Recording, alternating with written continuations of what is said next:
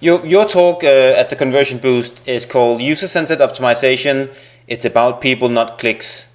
Could you put a few more words to that? Reveal a little bit of your presentation.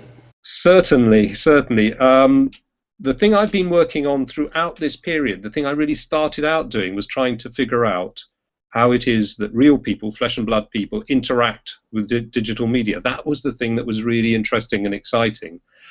And I still believe that that's the absolute key to it, to optimization, is at the end of the day, we're talking about a real person trying to do whatever that real person wants to do. And the extent to which that aligns with what the organization making the website has in mind, what their intentions are, where those two things overlap, that's where the commercial benefit lies. And one of the risks I feel that we run is that a lot of the technology that we use is naturally, it's in the nature of the thing, rather obsessed with measuring the stuff that we can measure, the stuff that has easily quantifiable data associated with it.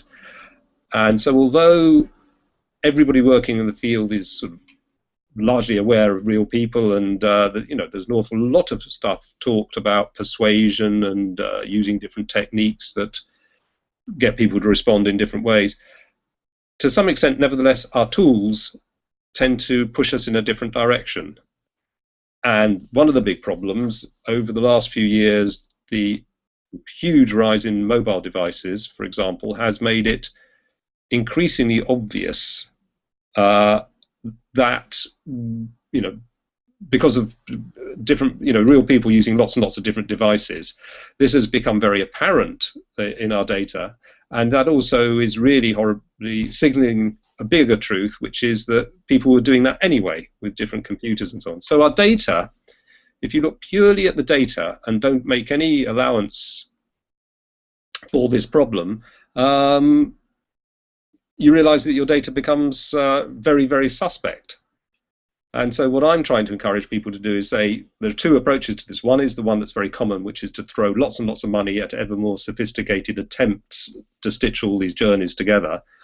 Or the other, which is rather cheaper and quicker, is to say, okay, we've got a problem, but while we're fixing that, let's try and understand real people and think about what they want to do.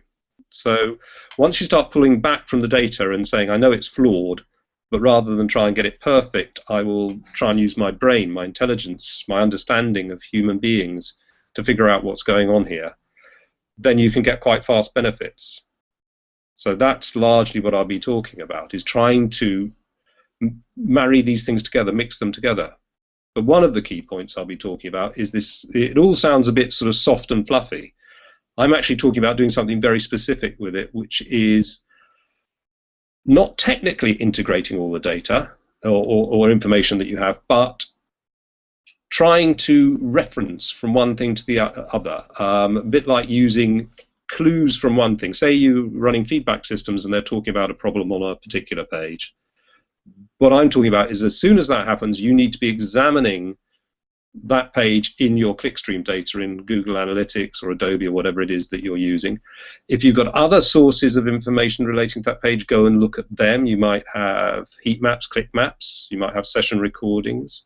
You might then decide to run usability tests on that page. So I'm suggesting a very specific process of mixing these things together, and treating them all as separate sets of imperfect data, separate clues, but by a human being, us, as analysts, mixing them together, you can form a picture, you can get an idea and form a hypothesis about what might be done to improve the situation. So that's what I'll be talking about mostly, yeah. Luckily at the Conversion Boost we've got quite a lot of time for networking, and I look forward to seeing you in Copenhagen and discussing these issues with you, and I hope there'll be lots of questions after your talk. Yeah, I mean that's what I'm very much looking forward to. I'm always happy to talk about this to anyone. Cool. I'm hoping that your delegates, there'll always be the sort of questions. We'll push them and see if we can get some good questions out of them. But at least now they are introduced to you, and I look forward to seeing you in Copenhagen. And thank you for spending some time with me today. And you're very welcome. See you at the Conversion Boost. Okay, I'll see you then. Thank you.